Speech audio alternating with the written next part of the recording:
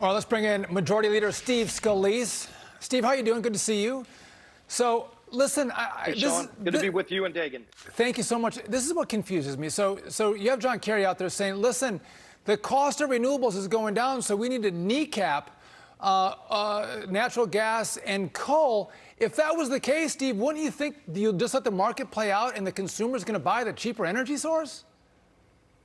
Yeah, Sean, they don't believe in the markets, and frankly, they don't care that it's the middle class and low-income families that are getting kneecapped. And think about this. He's saying that the cost is coming down some with wind and solar. That's with hundreds of billions of dollars in taxpayer subsidies.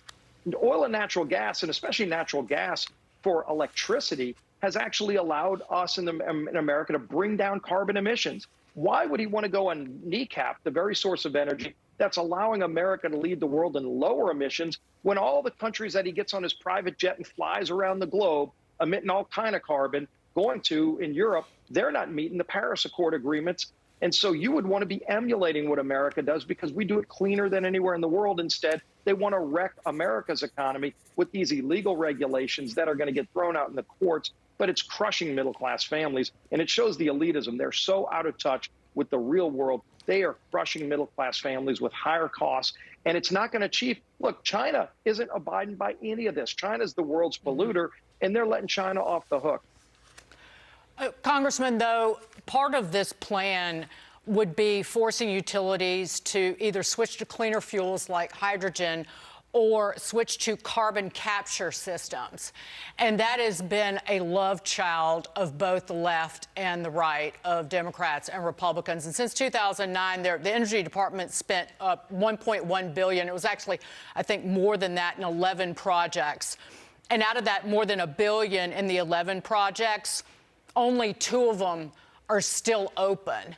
It was a disaster. So the federal government should have just set that money on fire, in essence. But the government is getting ready to spend another $2.5 billion. And carbon capture has been something that both conservatives and liberals have cheered. When will you put a stop to funding things that are unproven?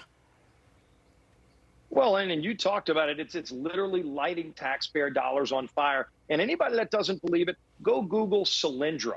Go look at what the taxpayers lost. Hundreds of millions of dollars on a boondoggle.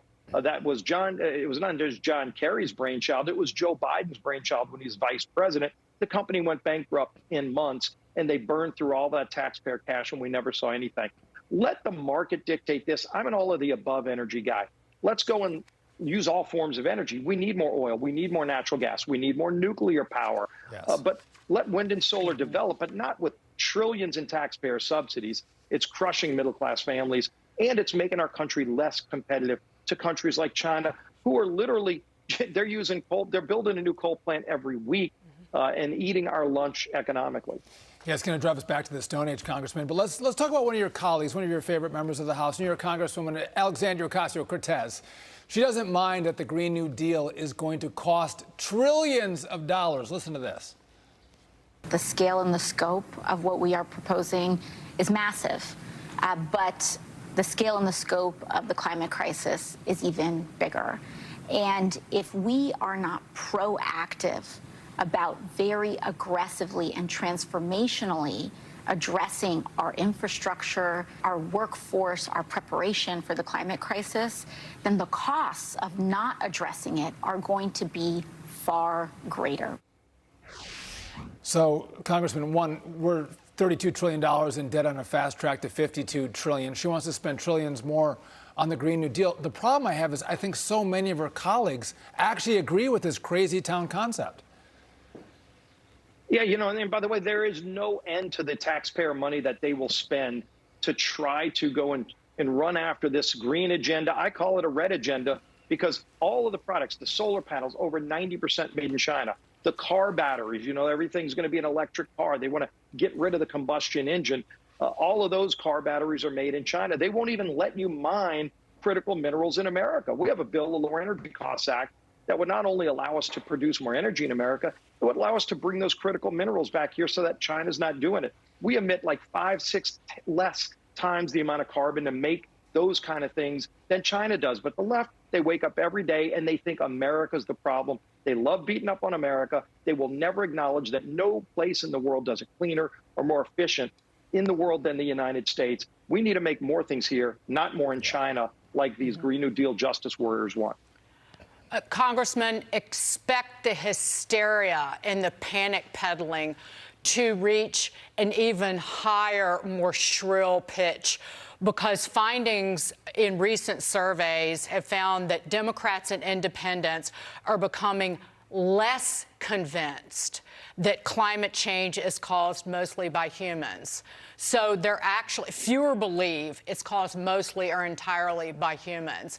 And so you're going to hear this kind of panic peddling. Do we have the piece of sound from John Kerry predicting climate change is going to destroy crops and homes? Can we listen to that? It's getting hotter. There are going to be more intensive weather events, and it will cost us an awful lot more money.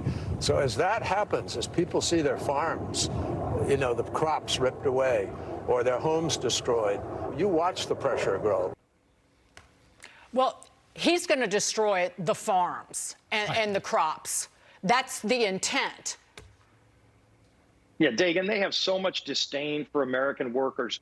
Look, you would think that the stalks are just coming out of the ground in Iowa when they're planting their corn because, of climate change. John Kerry, by the way, is probably the largest emitter of carbon of anyone in the world. He's the climate justice warrior. He gets on private jets, flies to Europe, and they all hang out together telling you how you need to change your lifestyle and you need to drive a little Prius and wear your 3 masks and plug your car into a tree because you don't have real energy in America.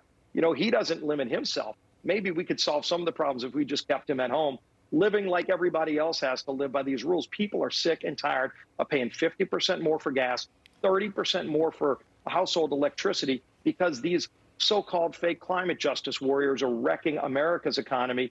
And Xi is benefiting. China's getting all the jobs.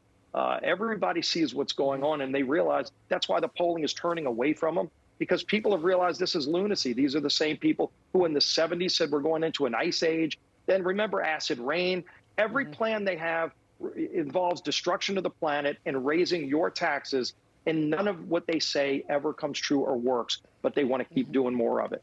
Yeah, Mr. Leader, I want to get your take on this last issue here, because House Speaker Kevin McCarthy is accusing Biden of ignoring negotiations over the debt ceiling as the Speaker plans to bring a bill to the House floor for a vote next week. Actually, that's you who brings that bill to the floor for a vote next week. How's that going to turn out, Mr. Leader? It's going well on our side. Look, our conference has worked really hard to lay out a plan to address the debt ceiling, but also to address Washington's spending problem. Most Americans get that if you've maxed out your credit card, which Joe Biden has done with out-of-control spending, you don't just give Joe Biden another credit card to max out. You talk about, as you're paying the minimum payment, how to stop getting into this problem. So what we're going to roll forward this week is a plan that actually addresses the debt ceiling and addresses some of the crazy wasteful spending. I mean, why are we paying people billions and billions of dollars a month not to work when every employer is looking for jobs? Why do we have all this COVID money still out there, tens of billions of dollars unspent when COVID is over? The president even said it, yet he still wants to spend tens of billions more. People are tired of seeing Washington waste money when inflation is really being driven by Washington spending. Let's get control over spending. Let Speaker McCarthy and Joe Biden sit at a table and negotiate. Even Democrats are finally starting to say that the president needs to sit down with Speaker McCarthy and negotiate. You're going to see the House take the lead this week and pass a bill to address both the spending and the debt problem. And then let's see the Senate finally take some action. It's time for Chuck Schumer and the senators to do their job and for Joe Biden to stop trying to run the clock out and create a crisis. Steve Scalise, Leader Steve Scalise. Thank you so much, Congressman. Great to see you always. Thanks, Dagan. Thank you, Sean. Thanks, Great Mr. being Leader. with you. Thank you.